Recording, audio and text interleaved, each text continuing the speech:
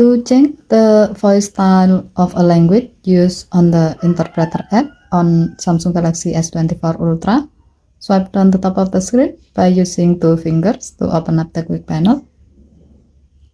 Find Interpreter. Tap Interpreter. Next, tap the three horizontal line icon at the top left, and then tap the setting menu. Tap Voice Style.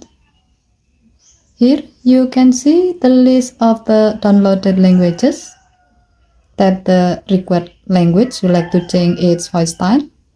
As the example, we will select French. Now select the desired voice style you like to use. Voici à quoi cela ressemble lorsque vous traduisez. With this setting, when you use the selected language, in this case French, on the interpreter app, your phone will use the selected voice style to read the transcription or live translation. Okay, thank you for watching. Please help to like and subscribe. Have a nice day.